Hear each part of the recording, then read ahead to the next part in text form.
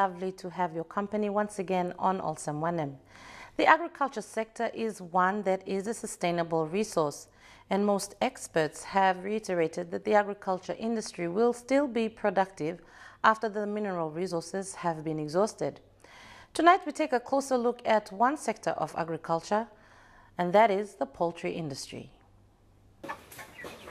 PNG's poultry industry has been able to survive due to the fact that we have not come in contact with any poultry diseases found in other parts of the world. The industry has grown in recent years, supporting more than 4,000 plus people directly, while supporting other industries such as wharves, customs, transport and maintenance contractors, and employing thousands more, proving that it has become an important sector in agriculture in Papua New Guinea.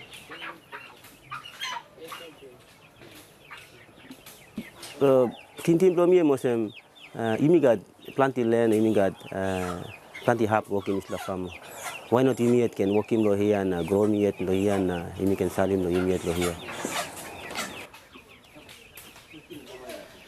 PNG is self-sufficient in the production of poultry meats, relying especially on small-scale poultry farming, which has become a move in the right direction.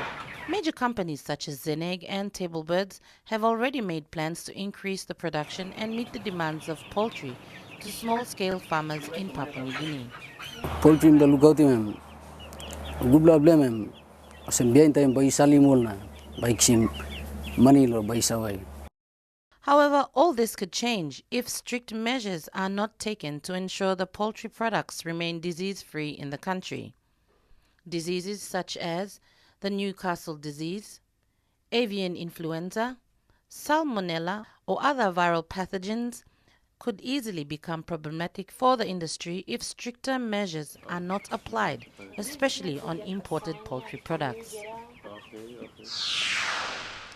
This is Olsem Wanem. Stay with us. We'll be back with more after these messages.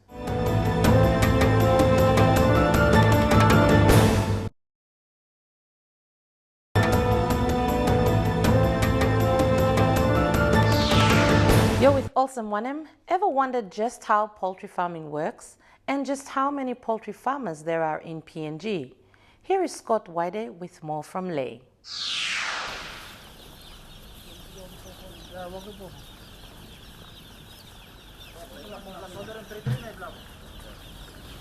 Bisa distributing bisa karuk lo pemerintah na we example lo medeng one time lo one customer tu lo lei we also velomi bisa distributing all bisa salim lo to. The time you looking for customer come inside also buying one carton about or one sample also buying 3 pla 4 pla especially lo pemerintah is a demand. Okay. The poultry industry is a huge small grower industry. There are actually more chickens grown by smallhold farmers on a weekly basis than any single major producer. From Zanang's perspective alone, we sell more chickens on a weekly basis to smallhold farmers than we put on our own farms, and that's by a significant margin as well. So the associate members is anybody who buys a carton of day-old chickens. Now, the fact that the two major poultry producers in the country are concentrated in the Morobe province is extremely concerning. We get a disease outbreak in the Morobe province and it will affect literally tens of thousands of farmers. We're talking about food security as well. The costs of producing poultry in Papua New Guinea will go up exponentially. 2010 I'm starting this business of Salim Karuk lo customer. We saroni both the goikam lo poneta so olman lo poneta been asking we suppose we can Salim Karuk lo so balu sa Karim Karuk go sa delay. So we use both blomi lo kisi lo la. One day I'm traveling one I will see Karuk. So demand lo la I am mixing kind of some 30 golo poneta or 25. Especially poneta I am also sim big plan number.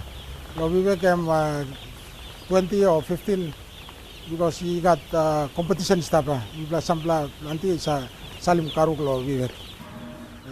Since Negro Table started way back in the late 70s, the outgrowers, numbering about 400, are very important, an important component of our business. And their families and their household depend on chicken. Many of them are third, fourth generation chicken growers. Nemblomi, I'm able manoa start blom this chicken project blom me one time table bed. Papa blom me start him since 1982. Em start him one time boost duai. All dua blom boost na live blong sak.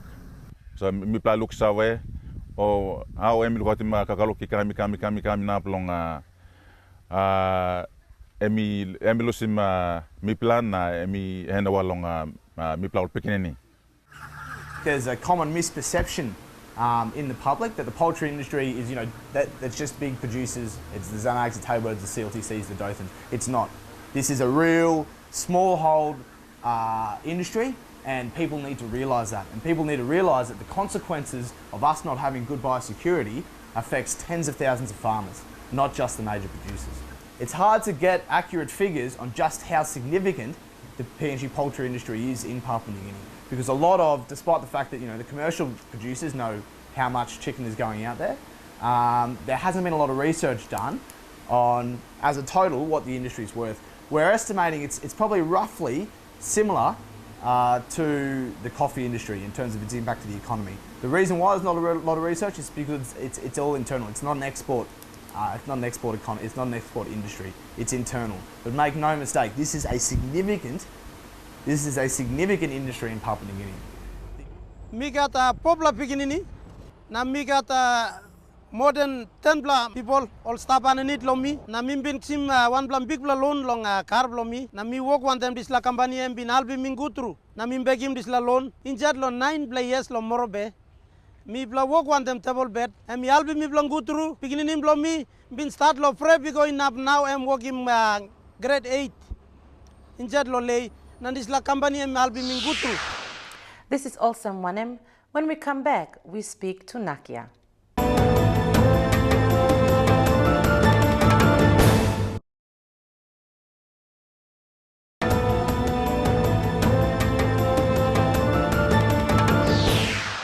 This is Olsem Wanem. The National Quarantine and Inspection Authority is basically responsible to monitor what is being exported from PNG and what PNG imports from overseas.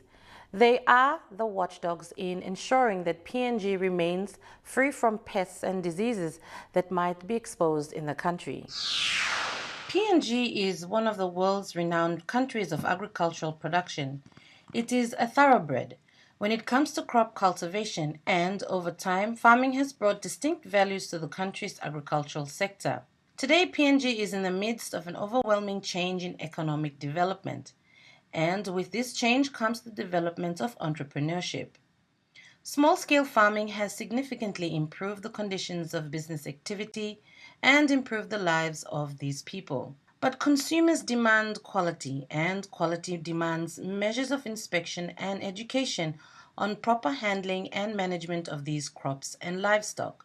And to guide the whole process is the National Agricultural Quarantine and Inspection Authority.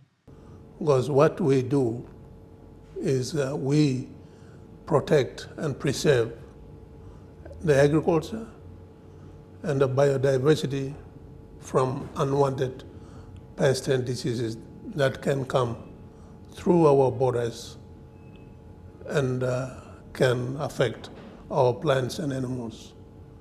That is our core business. Food security and controlling the quality of agriculture and livestock products is notoriously risky. According to a report, fluctuating prices, damage to crops from pest, disease, and bad weather, coupled with insatiable roads and a significant cost to farmers. We also work with the health department. The health department in terms of food safety, because some of the diseases that affect our animals can also affect human beings. For example, bird flu. Bird flu affects birds, chickens, but then it goes on to people. So we work with the health department. Nakia's work in protecting Papua New Guinea from biothreats involves border security agencies like Customs and Immigration, the Border Development Authority, Papua New Guinea Ports Corporation, and the discipline forces. And experience has proven to raise awareness in this area. But farmers are still more reliant on quantity than on quality, simply because they are less informed about the threats involved. And it's not only the farmers and the crop growers that have a lot of homework to do. Nakia tends to measure the quality of imports coming in from other countries. Importer wants to bring in goods, agricultural goods. They ask us for permits. We can't give them permits. We'll have to assure ourselves that they don't bring any pest and disease. So we do a risk assessment, look at our disease status, pest and disease status, look at the country where they are bringing in goods, look at their pest and disease status. If we think that that country pest and disease is a risk to P&G, we don't allow it. If we think that it is manageable, we set conditions that the importer and the exporter will have to meet. 2/3 of Papua New Guinea's population participate in subsistence farming and agricultural practices. And for a country where agriculture has so high a standard, the different PNG governments over the years have continued to give it less support. It is also reported that donors tend to facilitate only a handful of projects. And the possibility of a cross-border pandemic is more imminent today than ever before, with the outbreak of the H1N1 flu virus that spread from chicken to human, and more recently the H7 outbreak in Papua New Guinea's closest neighbor, Australia. But border security agencies like Nakia tend to operate their functions with far less funding than needed, which hinders their ability to guard our borders against disease. But in the industry, Nakia's message is simple: partnership and education. I think what we need to really understand is that we need the media, we need collaborators to create an awareness. It's many people think that the disease, pest and disease of plants and animals will come through our borders. Yes, it will come, but those goods who we give permits, they are regulated. We set conditions. We tick when they come in and we inspect that they have met our requirements. But the highest risk is the unregulated items that people bring it, which we don't know. You're with Olsem, Wanem. Unfortunately, we were unable to get the Department of Agriculture and Livestock to be a part of this discussion due to circumstances beyond our control. However, we are hoping to get a response from them next week. We will be back with more in just a moment.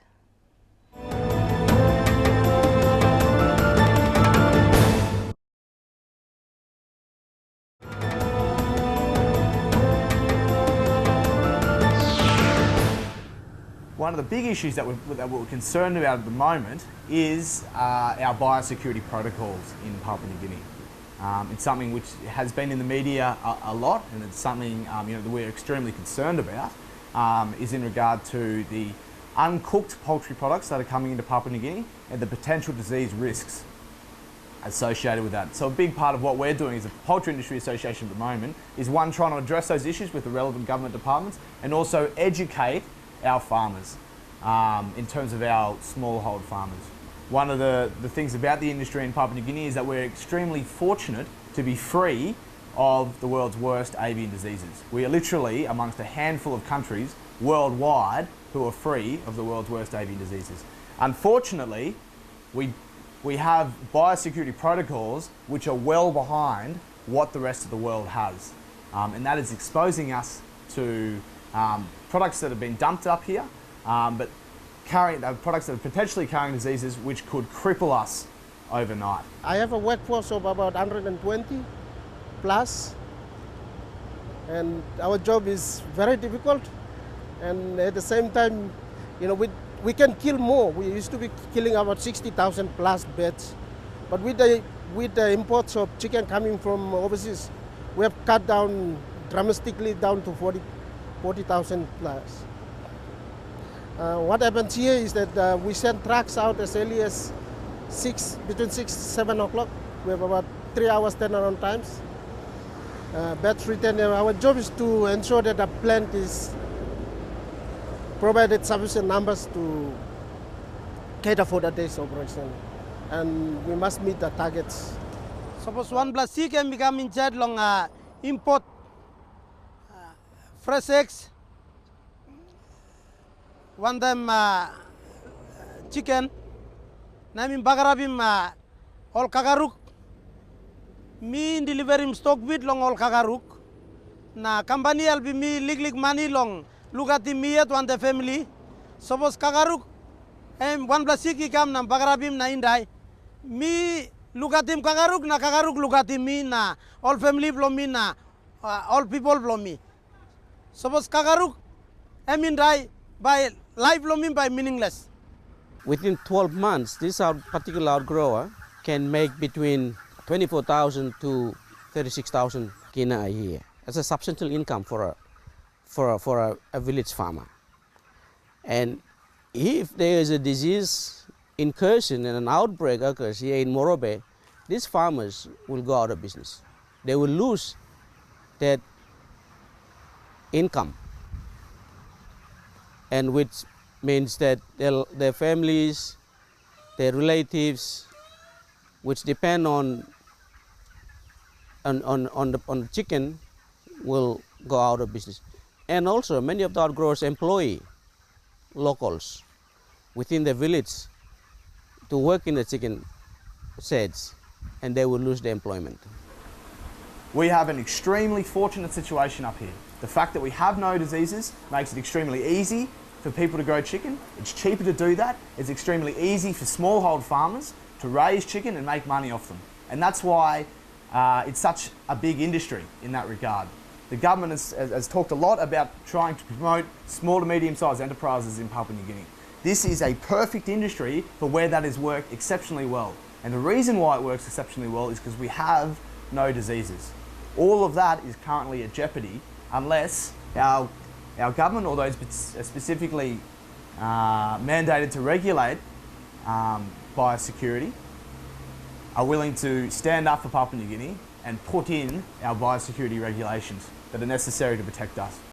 This is Olsem Wanem, and if you've just joined us, we have been highlighting the poultry industry's plight in risks involving the importation of eggs. Thanks, Scott, and that story has brought us to the end of another Olsem Wanem program. If you have any other stories you'd like us to cover and comments to any of the stories, please contact us on the address on your screen.